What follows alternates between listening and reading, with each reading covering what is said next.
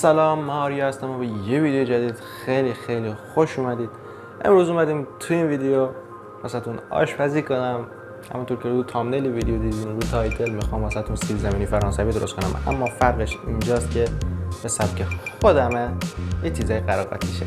اگه از اینجور ویدیو خوشت میاد این ویدیو رو لایکش کن، من سابسکرایب کن که یه حمایت از من بشه. مرسی، خیلی عشقی، بزن بریم.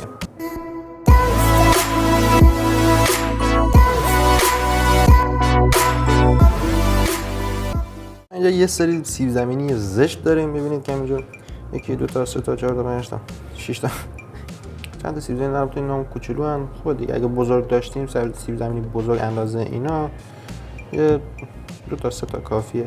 حالا هر چند تا هستیم همون اندازه میتونین درست کنین. خب اصلی ترین کاری که میدونید باید انجام بدیم اینه که این سیب زمینی ها رو ما پوستشون رو بکنیم، بعد خردشون کنیم. همین دیگه. بریم که انجامش بدیم.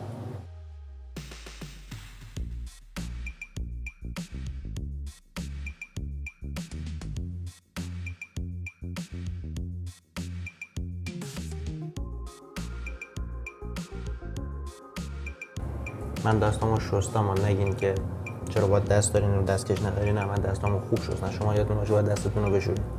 سیب زمینی رو هم بشورین که خاکاشون پاک بشه. بعضیشون گل و خاک دارن، بعد تمیز بشن. لایک کن.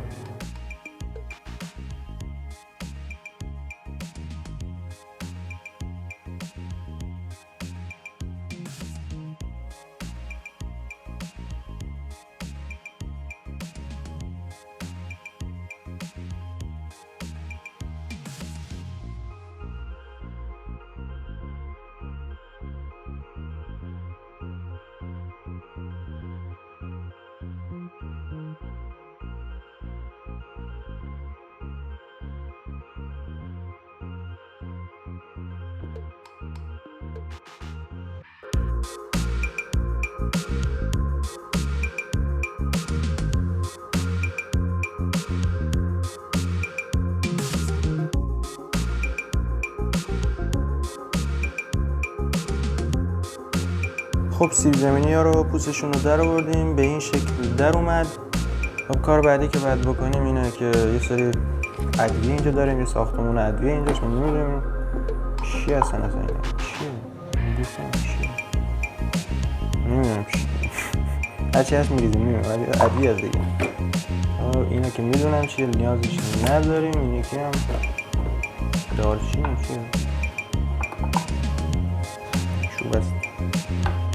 بله دارچین بود. این یکی فلفله، ذره فلفل میریزیم روشون، زیاد نه تون میشه. این یکی چیه؟ نمیدونم، این چیز خوبیه، هرچی هست رنگش که خوبه میریزیم، بوشن خوبه. بله برو میریزیمش. اصل کار نمکه، باید نمک حتما بریزیم. شیرینه شورش میکنیم، چیز سنگ شده اصلا بلش کن. خب نگاه اینو باید همش بزنیم، بعدا سرخش کنیم. خب این به سبک خودم که میگفتم همین بود. ناگهان چه خوشگل شده اصلا رنگش. روغن رو گذاشتیم داغ بشه. خب مهمه که روغن داغ باشه که وقتی سیب زمینی رو داخلش میریزیم نچسبه به کف مایتابه. مهمه. این نکته بود که باید بهتون میگفتم. وای میسیم تا داغ بشه روغن و مایتابه. خب روغنم انگار داغ شده، باید سیب زمینی رو بریزیم داخل مایتابه.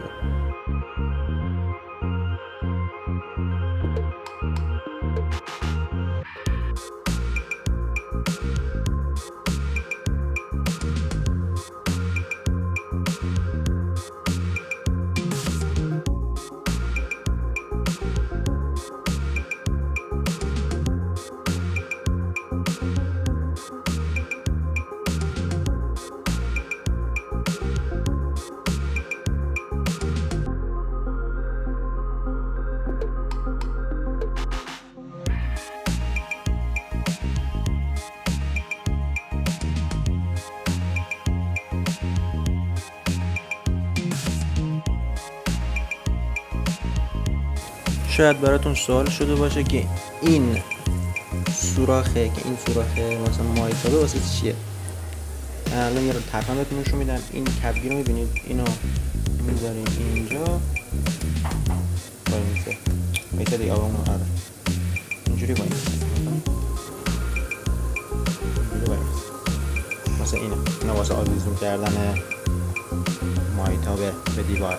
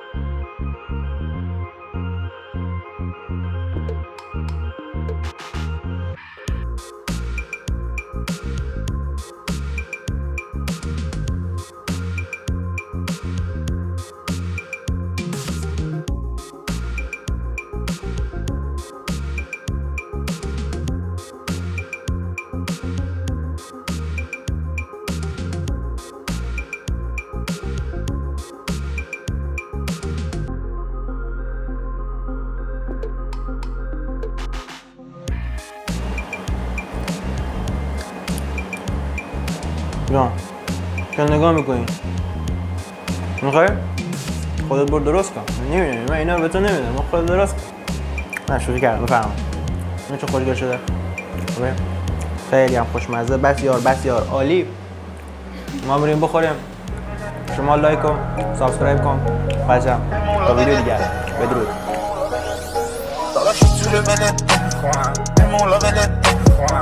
مرسی زیل تو بگو داداشی تا تایش باید بزون مادم اومده دوست داره بگو بد خدا داشته باشی به مرسی زیل با دندونام زشیده داشتی با دندونام داشتی